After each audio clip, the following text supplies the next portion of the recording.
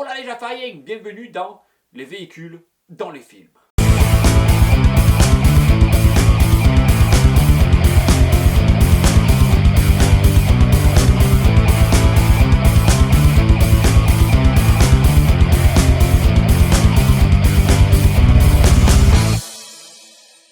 Dans le premier épisode, nous avions parlé du premier James Bond. James Bond contre le docteur No. De ses véhicules, la fameuse Sunbeam Alpine Série 2 et de la Chevrolet Bel Air 1957. Pour ce nouvel épisode, parlons du deuxième film, qui se nomme Bon baiser de Russie. Traduction du titre anglo-saxon From Russia with Love. Titre qui, pour les bilingues que vous êtes, n'a rien à voir avec la version française. Littéralement, cela se traduit de Russie avec amour. Dans ce film, James reprend du service, suite à l'appel d'Univex, une société écran du MI6, Universal Export. James est coupé dans son élan par le bureau, alors qu'il profite d'un bord de lac avec une prénommée Sylvia. Le bureau, Miss Moneypenny en l'occurrence, le somme de venir se présenter au plus vite. Son vieux dossier, alias Sylvia, arrive à lui faire gagner 1h30. Et il profite donc encore un peu de leur temps libre. C'est bien là que l'on y voit le premier véhicule, celui-ci équipé d'un téléphone du plus bel effet. Il s'agit d'un modèle de 1935, une Bentley 3,5 drop-id coupé Parkward, avec son magnifique intérieur bois et ses sièges en cuir clair. Construite par Bentley Motors, en ce qui concerne le premier modèle, elle fut présentée en 1933, peu après la mort d'Henry Royce. Celle de James est de 1935. Ce fameux coupé Parkward de 3,5 litres de cylindrée est équipé d'un moteur 3669 cm3, ce qui se rapproche plus d'un 3,7 litres. Il fut construit seulement à 1177 exemplaires, les autres étant été habillés par d'autres carrossiers. Mais je vous passerai les détails, la dénomination et leur histoire. Ce serait trop long à vous expliquer ici. Ce modèle, basé sur le concept car Peregrine de Rolls-Royce, est équipé d'un moteur 6 en ligne. Moteur provenant de la Rolls-Royce 2025. Pour notre modèle, l'arbre à cam est revu pour être plus sportif. Muni de 2 carburateur SU, le moteur développe 110 chevaux à 4500 tours minute, ce qui nous donne environ 88 kW. Pour une vitesse max de 145 km/h, ce qui va nous donner à peu près 90 miles. Une boîte manuelle à 4 rapports avec un système synchro-mesh sur la 3e et 4e vitesse. Pour la suspension, c'est du rustique, mais efficace. Ce sont des ressorts à lame qui s'en occupent. Pour que vous compreniez, c'est un peu le même dispositif qu'il y avait sur les camions. Je vous mettrai les liens en description. Les freins mécaniques servo-assistés étaient les mêmes sur tous les modèles de la marque. Le châssis est en acier nickel. Et grâce à sa disposition en double chute, la garde au sol reste assez basse. Pour un poids de 1139 kg livré, elle est prête pour le carrossier. Car oui, vous pouvez choisir votre carrossier. Une bonne moitié de ces véhicules ayant été carrossés par Parkward. Sans trop rentrer dans les détails, passons à la suite. James, dans sa quête, rencontre Tatiana, un agent infiltré. Celle-ci voulant livrer le Lector, un boîtier étant capable de déchiffrer des codes secrets. Elle est en fait menée en bateau par ses supérieurs et est envoyée par Klebb pour tuer 007. Elle est en fait un pion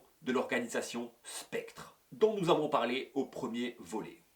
Je vous invite à aller le voir. Mais revenons à nos véhicules. Après avoir échappé à Grant, un assassin engagé par Spectre lui aussi, dans un combat très mouvementé à bord de l'Orient Express, James se retrouve poursuivi et n'a d'autre choix que de voler un véhicule. Il jette son dévolu sur un splendide Chevrolet C30 Apache Stake de 1961. Un gros pick-up affublé d'une benne remplie de fleurs. Le véhicule porte une inscription sur la portière conducteur. Rutro Gvin Pikva, ce qui n'apporte absolument rien à mon récit. De couleur jaune, cette Apache est donnée entre 2 et 4,5 tonnes, poids total à charge. Avait pour dénomination C, K ou X.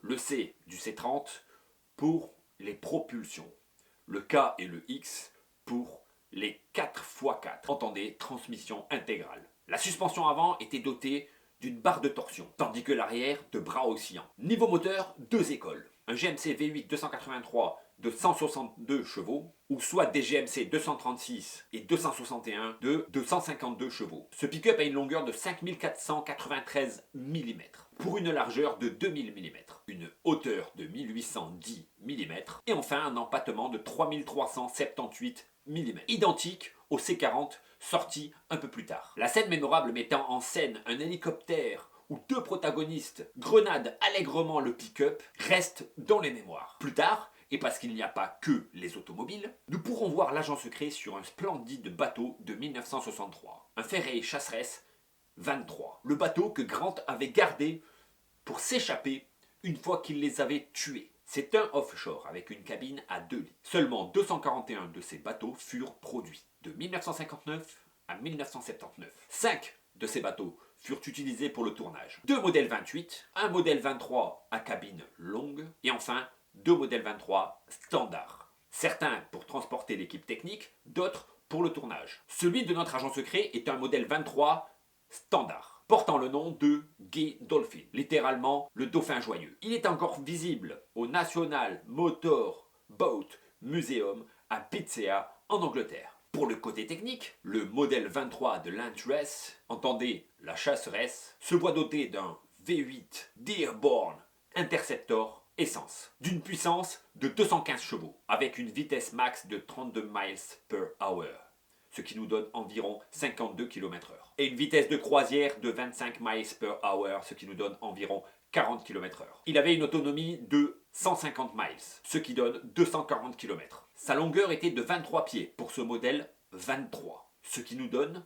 7 mètres, pour un poids total de 2,155 tonnes. Bien sûr, quelques accessoires furent ajoutés, des bidons d'essence, des bidons d'huile, car ces bateaux tombaient assez souvent en panne, puisqu'ils avaient mis du kérosène à l'intérieur. Les techniciens avaient fait quelques bêtises. Ajoutez à cela le fait que la fameuse Tatiana était très souvent malade en bateau, le tournage fut, je pense, folklorique. Revenons à nos moutons. 007 se retrouve avec Tatiana à Venise. La scène de combat qui suit est juste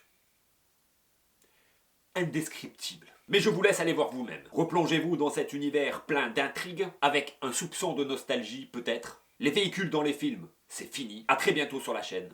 Tchuss.